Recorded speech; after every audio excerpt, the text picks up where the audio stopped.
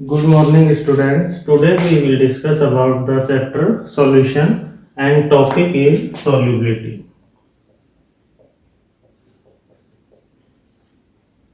What is solubility?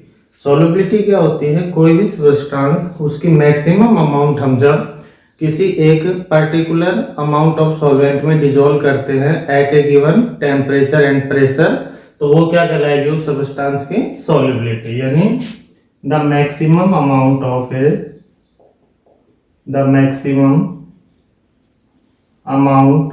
a substance that can be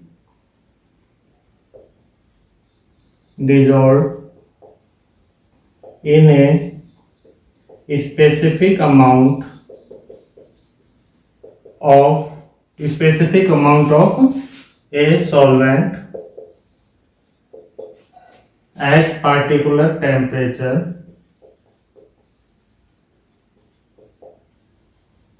and pressure, यानी किसी particular temperature और pressure पे एक सब्सटेंस की कितनी मैक्सिमम अमाउंट हम एक स्पेसिफिक अमाउंट ऑफ सॉल्वेंट में डिजोल्व कर सकते हैं, वो क्या कहलाएगी? उसकी सॉल्युबिलिटी। तो सॉल्युबिलिटी आपकी कौन कौन से फैक्टर पे डिपेंड करती है? फैक्टर्स जिस पे डिपेंड करती है आपकी सॉल्युबिलिटी, तो फर्स्ट फैक्टर है आपका nature of solute, second factor है आपका nature of solvent, third factor है आपका टेम्परेचर और फोर्थ फैक्टर है आपका प्रेशर। इन फोर फैक्टर्स पे क्या डिपेंड करती है? किसी भी सब्सटेंस की सॉल्युबिलिटी डिपेंड करती है। तो सॉल्युबिलिटी क्या है? मैक्सिमम अमाउंट किसी सब्सटेंस की जो एक स्पेसिफिक अमाउंट ऑफ सॉल्वेंट में डिसॉल्व होती है at a particular temperature and pressure, उसको कहेंगे उस सब्सटेंस की सॉल्युबिलिटी। फैक्टर कौन कौन से होते हैं? Nature of solute, nature of solvent, temperature and pressure. अब हम फर्स्ट पढ़ेंगे solubility of solid in liquid, और सेकंड है आपकी solubility of gas in liquid। ये दो हम पढ़ेंगे, solubility of solid in liquid and solubility of gas in liquid। तो फर्स्ट हम देखते हैं solubility of solid in liquid।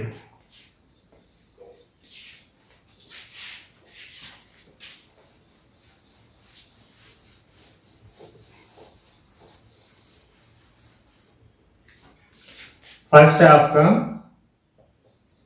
Solubility of solid in liquid.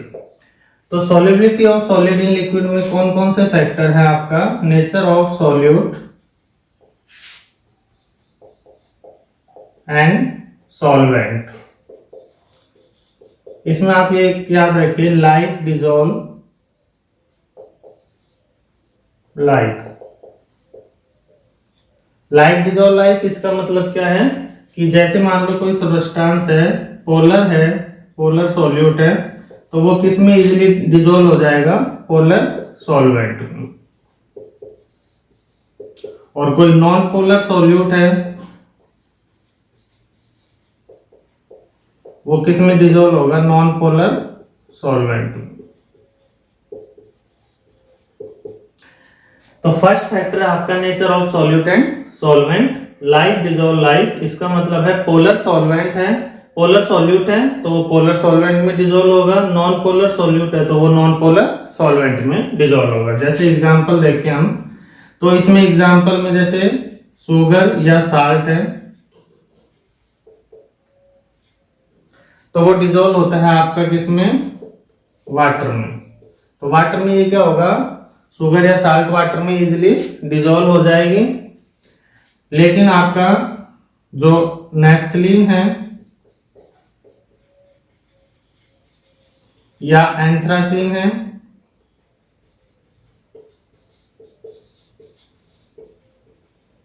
ये आपके नॉन पोलर सॉल्यूट है, तो ये आपके वाटर में इजीली डिजोल्व नहीं होंगे। ये किस में डिजोल्व होंगे? आपके बेंजीन।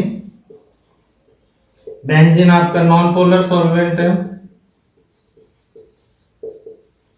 तो इसमें ये आसानी से क्या हो जाएंगे? डिजोल्व हो जाएंगे। तो पोलर सॉल्यूट है वो पोलर सॉल्वेंट में डिजोल्व होते हैं, नॉन पोलर सॉल्यूट है वो नॉन पोलर सॉल्वेंट में डिजोल्व होंगे। सेकेंड फैक्टर है जो आपका, वो है आपका टेम्परेचर।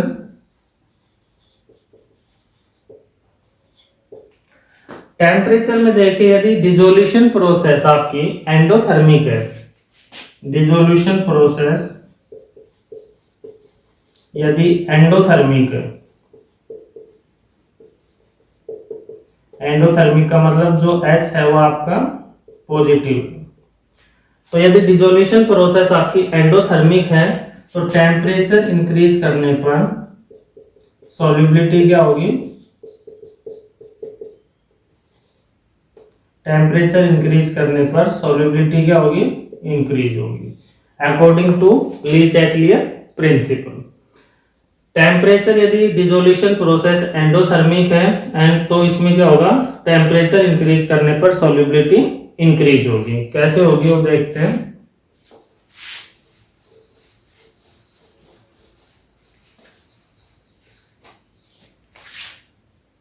ये आपका सॉल्यूट प्लस सॉल्वेंट, यहां पर आपका बना सॉल्यूशन। तो ये जो है आपका फॉरवर्ड, ये क्या है? डिसोल्यूशन। और बैकवर्ड यदि आपका जब डिसोल्यूशन बंद हो जाता है तो क्या हो जाएगा? क्रिस्टलाइजेशन।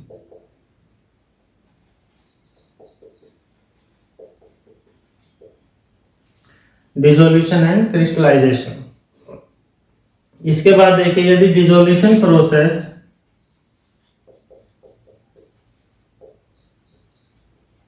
एंडोथर्मिक है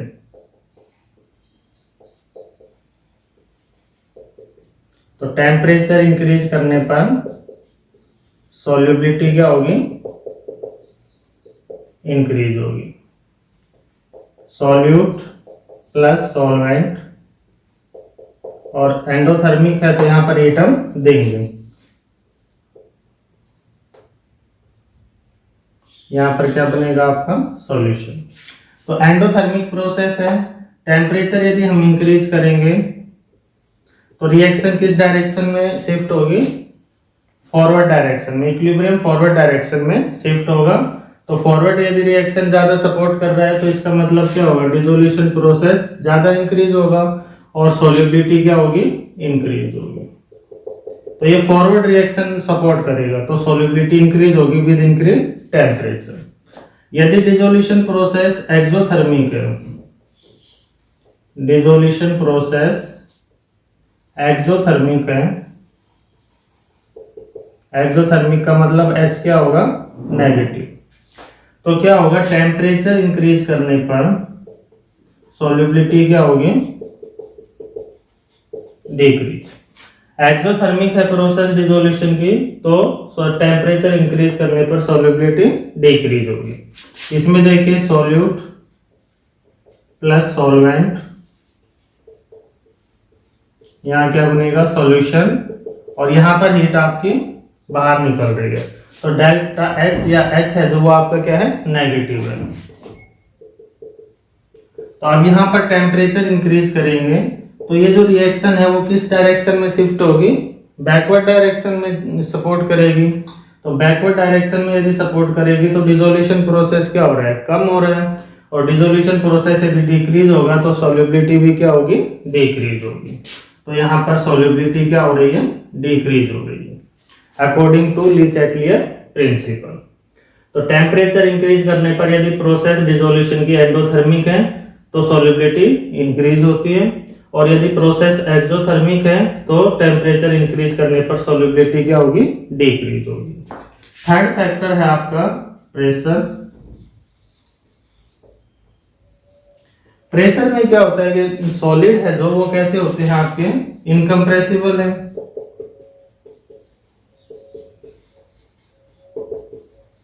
कैसे हैं? इनकम्प्रेसिबल। तो इनका प्रेशर का जो है सॉलिड की सॉल्युबिलिटी पर कोई इफेक्ट नहीं होता, नो इफेक्ट। सॉलिड आपके इनकम्प्रेसिबल होते हैं तो प्रेशर का सॉलिड की सॉल्युबिलिटी पर कोई भी इफेक्ट नहीं होता या ना के बराबर नेग्लिजिबल मिलेगा। तो ये 3 फैक्टर हैं आपके, लाइक डिजोल्व लाइक, टेम्परेचर, यदि डिसोल्यूशन प्रोसेस एंडोथर्मिक है तो सॉल्युबिलिटी इंक्रीज होगी, और डिसोल्यूशन प्रोसेस यदि एक्सोथर्मिक है तो सॉल्युबिलिटी डिक्रीज होगी। और तीसरा आपका प्रेशर, सॉलिड क्योंकि इनकम्प्रेसिबल होते हैं तो प्रेशर का इन पर कोई भी इफेक्ट नहीं पड़ेगा सॉल्युबिलिटी में। तो आज के लिए इतना ही। नेक्स्ट हम पढ़ेंगे solubility of gas in liquid. Thank you.